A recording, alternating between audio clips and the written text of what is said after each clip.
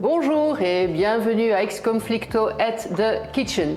Ex-Conflicto at the Kitchen, vous le savez, ce sont des capsules courtes sur des sujets concrets qui ont trait à la gestion de conflits. Et aujourd'hui, nous allons parler de réorganisation d'entreprise et d'adaptation des fonctions des travailleurs à cette réorganisation. Et pour nous entretenir de ce sujet, j'ai le grand plaisir d'accueillir Morgane Merveille, qui est avocate. Bonjour Morgane. Bonjour et Joëlle. Bienvenue. Merci. Quand on parle de réorganisation d'une entreprise, on parle de quoi exactement ? Oui, alors on le sait, la vie des entreprises, c'est jamais un long fleuve tranquille. L'entreprise doit tout le temps se réinventer et s'adapter aux besoins de ses clients. Et donc, dans ce cadre, les réorganisations sont tout à fait légitimes, que ce soit des réorganisations au niveau des produits et des services, des réorganisations au niveau des départements. Et bien souvent, la réorganisation va aussi impacter la fonction du travailleur. Et dans ce cas-là, il faut être attentif parce que, évidemment, on a en Belgique un droit du travail qu'il faut respecter. En effet, et justement à quoi faire attention et que faire ou ne pas faire ? Alors, il faut savoir, et ça c'est vraiment la base, qu'en principe, l'employeur ne peut pas modifier la fonction du travailleur sans son accord. En tout cas, pas de manière importante. Donc ça, c'est la base. Par contre, l'employeur va pouvoir se ménager une certaine flexibilité via le contrat de travail. Donc un contrat de travail bien rédigé, c'est vraiment le plus important. C'est quoi un contrat de travail bien rédigé ? Alors, un contrat de travail bien rédigé, en ce qui concerne en tout cas la fonction, ça passe par une série de clauses assez simples en fait à insérer. Par exemple, prévoir que la fonction n'est pas un élément essentiel du contrat. C'est important. Ou alors, ce qui se fait aussi, c'est renvoyer à une description de fonction qui se trouve qui serait disponible sur l'intranet de la société et qui pourrait être adaptée ainsi de temps à autre, mais qui n'est pas une annexe du contrat. D'accord, mais quand on parle de description de fonction, ce sont des descriptions de fonction génériques, oui, qui traitent de la fonction, non pas de la personne. Exactement, donc on conseille toujours de fonctionner par des descriptions de fonctions génériques. C'est plus transparent pour les collaborateurs, c'est plus facile à appréhender aussi. On peut les rendre disponibles à tout le monde via une plateforme comme l'intranet. Et là, on n'est plus obligé d'en faire une annexe au contrat de travail. Et donc, forcément, ça veut dire aussi plus de flexibilité pendant la vie du contrat et la vie de l'entreprise. D'accord, donc une réorganisation d'une entreprise, il faut adapter les fonctions des travailleurs. Comment s'y prendre alors ? Alors, à partir du moment où on a un contrat de travail bien rédigé, on considère que l'employeur va pouvoir imposer une modification de fonction, un nouveau rôle au travailleur, pour autant qu'il ne touche pas à ses responsabilités, ses réelles responsabilités, qu'il ne touche pas à son salaire et qu'il ne modifie pas de manière trop importante le contenu de sa fonction. Donc tu vois, il y a beaucoup de conditions à respecter qui sont assez importantes, mais je peux peut-être donner quelques exemples pour que ce soit plus concret.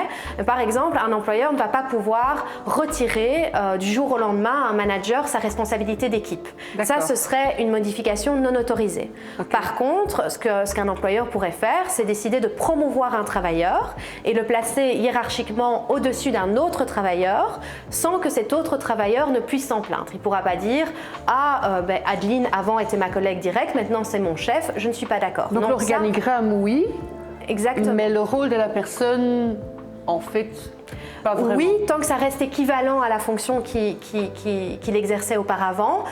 Tout est une question évidemment de cas par cas, il faudra être attentif, mais de toute façon, le premier conseil qu'on donne, c'est essayer d'avoir un accord avec le travailleur sur son nouveau rôle, dialoguer, expliquez-lui pourquoi vous souhaitez qu'il change, quels sont les besoins objectifs de l'entreprise qui nécessitent une modification de poste, et dans la plupart des cas, on arrive quand même à un accord, et dans ce cas-là, il n'y a pas de souci.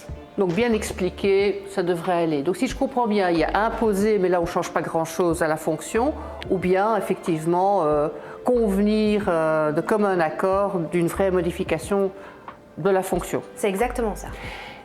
Et qu'est-ce qui se passe lorsque l'employé ne souhaite pas ou ne veut pas adapter sa fonction?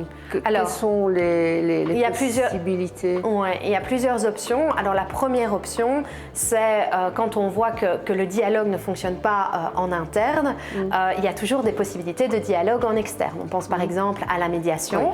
Là, c'est vraiment un exemple, une modification de fonction, un exemple de situation où la médiation a tout son sens, puisque le salarié est encore employé de l'entreprise et qu'il y a encore cette relation de travail qu'on souhaite poursuivre.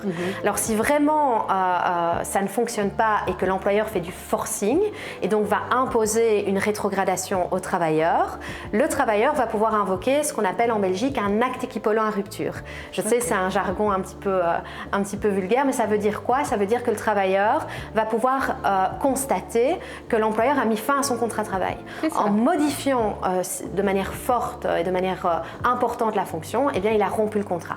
Et donc là, ça veut dire que le travailleur va pouvoir réclamer l'indemnité de rupture classique, mais aussi, le cas échéant, une indemnité pour licenciement manifestement déraisonnable ou des dommages et intérêts, par exemple. D'accord. Ce qui n'est pas nécessairement l'issue voulue, mais bon, ça peut arriver.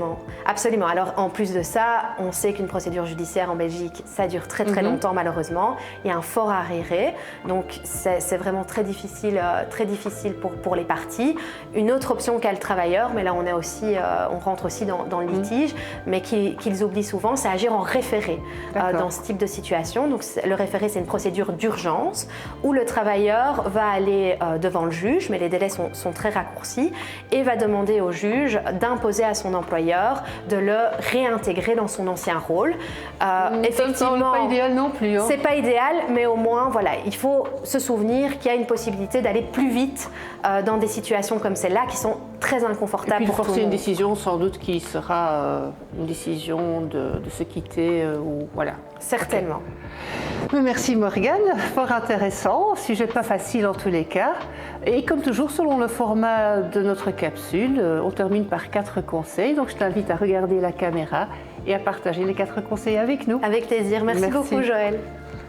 Alors, effectivement, 4 conseils. Le premier conseil, vous l'aurez compris, c'est bien rédiger le contrat de travail, par exemple en ne s'enfermant pas dans une liste exhaustive de tâches. Second conseil, mais qui coule de source, c'est toujours privilégier le dialogue avec le travailleur et essayer d'avoir un accord avec lui sur son nouveau rôle. S'il n'est pas possible d'avoir un accord avec le travailleur sur ce nouveau rôle, l'employeur peut en théorie imposer une modification de fonction au travailleur, mais attention, il ne peut en aucun cas diminuer ses responsabilités et diminuer sa rémunération. Et enfin, dernier conseil, qui est plutôt une mise en garde, si l'employeur décide unilatéralement de rétrograder le travailleur, eh bien, le travailleur a des moyens de défense. Il va pouvoir par exemple constater la rupture et réclamer à minima une indemnité compensatoire de préavis. Autant savoir. Merci Morgane. Voici ce qui clôture notre capsule et j'espère vous revoir une autre occasion. Merci, à bientôt. À bientôt.